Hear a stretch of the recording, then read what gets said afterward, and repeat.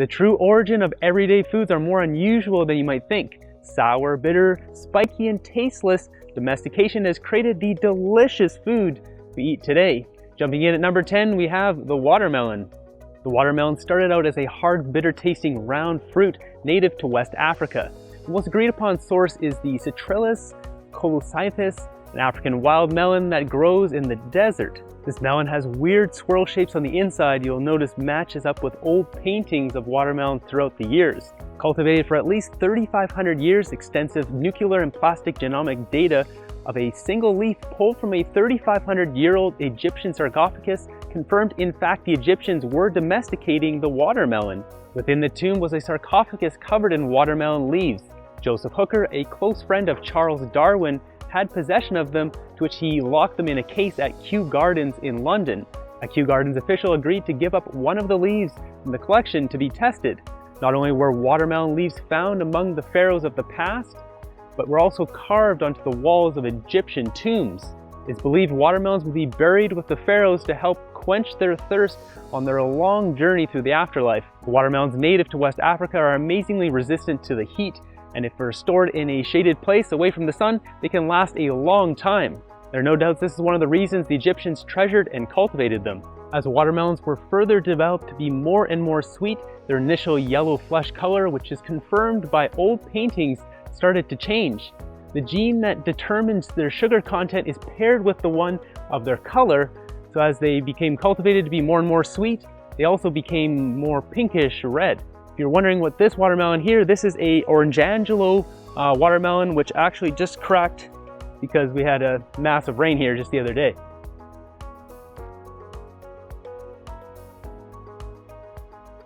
Number 9, wild tomato. First cultivated by the Incas and Aztecs going back 1,300 years ago, the tomato comes from wild tomatoes that are cherry-sized and yellow, getting the name golden apple.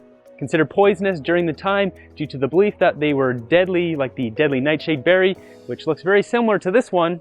The tomato comes from a single source with multiple other wild neighbors. Growing in the Andean region of Chile, Ecuador, Colombia, Bolivia, and Peru, there are 18 wild tomatoes, with it believed that the Solanum pimpinellifolium, or wild currant tomato, was the origin of this food. Measuring the size of a pea, this tomato was crossed with other wild tomatoes in the region, like Lycopodium hirsutum, a wild tomato found on the coastal valleys of Peru, added disease resistance where Lycopodium peruvianum, a wild green tomato, offered a wide array of characteristics. Lycopodium chilensis, another wild tomato, along with the Lycopodium cheesemani, a tomato only found on the Galapagos Islands, added unique abilities like tolerance of salty conditions. The people of this region developed the tomato quite substantially before it made its way to Europe. After arriving in Europe through the 18th and 19th centuries, an explosion of varieties and hybrids like this indigo rose tomato were created, further developing the tomato to what it is today. Number 8, blueberry. Originating from New Jersey, which is the national fruit of the state in the United States, the blueberry comes from a cranberry farmer's farm. Frederick Colville, a botanist for the USDA, was the one to push through the years of trial and error to finally understand how the blueberry thrives. Many before him had given up with failure to domesticate this plant. Colville figured out that top quality manure and lime soil that was used for premium crops was the problem. And after noticing that wild blueberries grew well in peat bog acidic or poor soil, he recreated the same environment in his lab. He also discovered that blueberries need other blueberries to pollinate each other to provide excellent production of berries. For this reason, if you buy a blueberry in the store, they usually have 3 different types in one pot. Like you can see here, 1, 2, 3, and I actually have a 4th one here, which is a rare pink blueberry. After his discoveries, he documented everything in a slim book called Experiments of Blueberry Culture, released in 1910. This book was read by Elizabeth White, the daughter of a cranberry farmer in New Jersey. White offered to pay for Colville to come out to their farm and grow experimental blueberries. White called upon the locals to bring any wild local blueberries they could find for an exchange for them being named after them. New blueberries like Harding, Haynes, and the most successful, the Rubel, were chosen for further cultivation.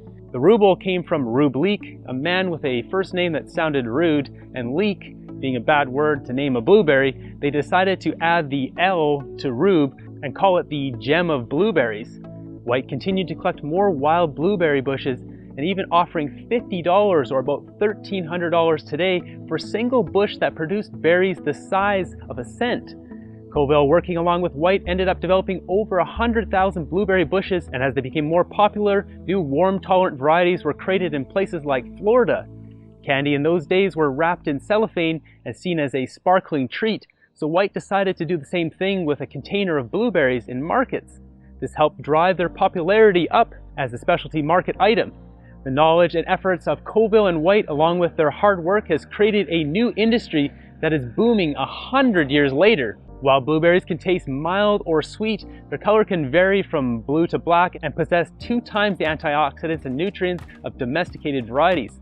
Smaller than domesticated blueberries, wild blueberries, known as Lowbush blueberries, are much more difficult to pick. They must be picked down low, so when they were domesticated, they were changed to grow in a large, tall bush, which can easily be picked by hand and eventually by machines. Number 7, cucumber. Originating from India 4,000 years ago, the cucumber was well documented in the past, listed as a food consumed in the legend of Gilgamesh, a historical king of the Sumerian state of Uruk, which today is in Iraq, and is mentioned in the Bible as a food consumed by Israelites in Egypt. The cucumber went through 2 stages of domestication.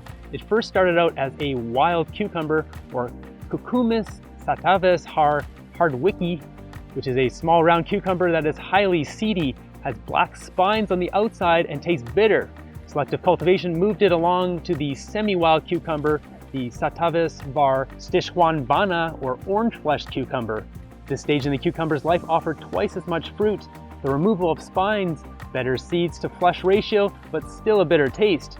From here we have the G14 full-size cucumber, more designed for pickling, and the 9930, or Chinese Suyo long cucumber, which doesn't look all that different from an English cucumber. Through its life of domestication, it was brought over to Greece, Rome, and Europe, as well as the other direction to China. From this basis of cucumbers, numerous other varieties have been created, like this amazing specimen we have hanging behind me here,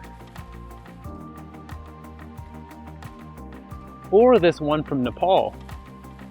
Number 6, mango. The earliest mention of mango comes from Hindu scripture 6,000 years ago. While we aren't certain the originating source of the mango was probably the Spondia pinnata, or the wild mango or jungle hog plum. These wild mangoes grow among the foothills of the Himalayas of India and Burma, and there are still around 60 of these trees that grow there today.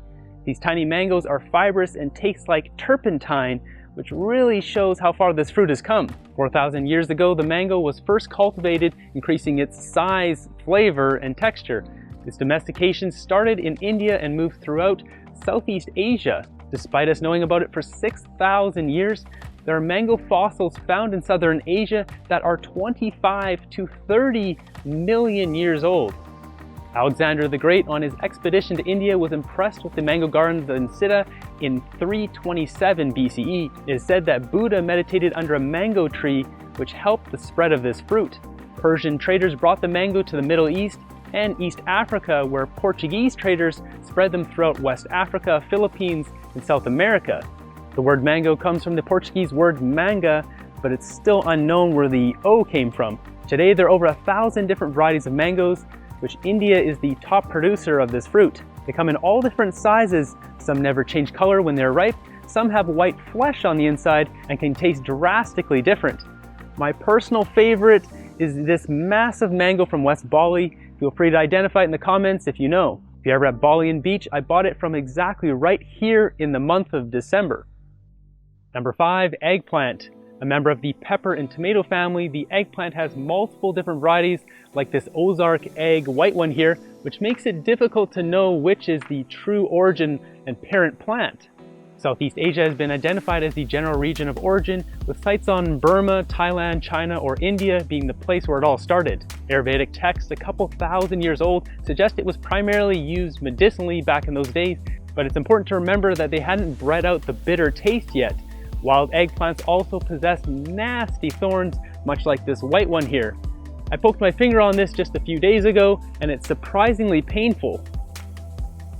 The progenitor of the eggplant was thought to be S. incanum, a plant native to the Middle East or North Africa. This garden weed was selectively developed in Southeast Asia, but it isn't the only option out there. A small round fruit, which is what eggplants used to be before domestication, is found on S. leninamium, a plant native to the Middle East and Asia. Some scholars believe an unknown plant of the savannas of Southeast Asia was the originating plant and not the two previously mentioned plant species. Chinese documentation explains in detail what they did to transform the small round wild eggplants into the long purple-necked fruits, along with removing the bitter taste and increasing their size. Like many foods originating in China, they were brought along the Silk Road through the Middle East and eventually to Europe. Number 4, banana. Cultivated for 6,500 years, the banana's origin comes from Musa acuminata, a small banana filled with large seeds. Bred with a larger, more robust wild banana, the Musa balbisaniana, to create the plantain, which has been the base of the modern varieties of bananas. Banana pollen and stem fossils date back to 6,500 years ago to New Guinea. Through a combination of linguistic, archaeological, and genealogical studies, it was found that the banana was introduced to Africa 2,500 years ago. Black sigatoka, a fungal disease, puts our common banana, the Cavendish, at risk, which is what happened to the Gros Michel banana. The Gros Michel variety is a much tastier banana discovered in the 1800s and was designated the primary banana of the world by the 1900s. But by 1950 it was replaced by the Cavendish due to the damage by black sigatoka. If the Cavendish banana goes extinct, which looks quite possible, the Yangambi KM5 variety, one coming from the Democratic Republic of Congo, may take its place in the supermarket. This banana is very much disease resistant, but the only reason it isn't common today is its thin peel isn't as good for shipping them around the world. Number 3, apple. Apples are among the most popular fruit on the planet and one of the most widely distributed. Also being one of the top 20 most productive crops, over 80 million tons are produced worldwide. A young tree will take 5 to 7 years to bear fruit and can live for easily 100 years, with rare specimens lasting over 300 years. Dating back a minimum of 4,000 but likely 10,000 years ago in the Tian Shan Mountains of Central Asia is where the origin of the apple began. The first domesticated apples came from the Malus sieversii crab apple in Kazakhstan. Very nice! These crab apples were altered to be more disease resistant, larger, sweeter, and have firmer flesh, bruise resistant, and have improved shelf life. Caravan traders 4,000 years ago brought apples across Asia into Europe, where it was crossed with M. sylvantris, another cross of M. orientalis in the Caucasus, and Malus baccata in Siberia to create new apple varieties. The earliest record of Malus domestica in Europe, the domesticated apple, comes from northeastern Italy. Another specimen was found in Ireland dating back 3,000 years. Learning the art of sweet apple production from the Greeks, the Romans started to grow apples throughout their empire. Dialing in the details of the apple, the past couple hundred years of domestication changed many qualities like taste, size, tree production, and growth speed. Worldwide today, there are around 7,500 different varieties of apples, which is all thanks to a single apple in Kazakhstan. Number 2, celery. First thought to have been cultivated in the Mediterranean region, celery originates from wild celery, or Epium gravolens L. Natural wet and salty, sometimes marshy conditions provided the perfect climate for the wild ancestor of the celery to grow. Today, finding wild celery isn't an easy task. Found north of the Alps in the foothill zone where soil has salt content. Nutrient-rich, muddy, wet soil is where you'll find it. Not in Austria, but Germany has rare sightings of it. North American production of celery is dominated by the Pascal cultivar. Wild celery has wedge-shaped leaves, furrowed stalk, which aren't usually consumed unless cooked for some time in soup. The leaves are used in salads or dried and sold as a spice. Offering an earthy taste with a distinctive smell, this plant was cultivated to lose their acidic qualities and become more mild and sweet. Initially, celery was cultivated over the winter months and used to cleanse the body in spring. With the extension of the growing season, they are now grown September until April. Another variety of leaf celery, or Chinese celery, Apium gravolens var. Solanum, is believed to be the oldest cultivated celery. Grown in East Asia in marshlands, leaf celery has thin stalks and a stronger taste and smell to them. This strong aroma and taste have been used for hundreds of years to flavor soups and broths. A more popular European variety in the celery family is celeriac. Celeriac or root celery is a different plant than the grocery store celery you're used to. Along with these varieties, other amazing color types exist like Chinese pink celery, white celery, and giant red celery, which I tried but sadly failed to grow this year. Number 1, beets. Dating back over 4,000 years, the origin of the beet comes from the Beta vulgaris submaritima, or sea beet. Its name Beta vulgaris comes from the Greek letter beta because of its resemblance to a Greek bee. Grown by the Romans and Greeks, both red and white beets were cultivated in India by hand-selecting wild sea beets that grow on the coast of the Mediterranean. Back in the early days of cultivation, the red beets were more highly desired than the white, but the white were much more common. In the 18th century, massive beets called Mango Wurzel or mammoth red mango beets were developed from fodder beets in Holland and Germany. I actually tried to grow some mammoth red mango beets this year, which should be right here, but for whatever reason they didn't grow. In the 1770s, these massive beets were used as livestock feed. American colonists brought beets to North America, in which they became well established in the 1800s. Today, 35% of the world's sugar comes from beets, with the rest from sugarcane. If you enjoyed this episode, you can check out part 1 of this series or my top 10 fruit you've never heard of series, and until the next one, have a good one.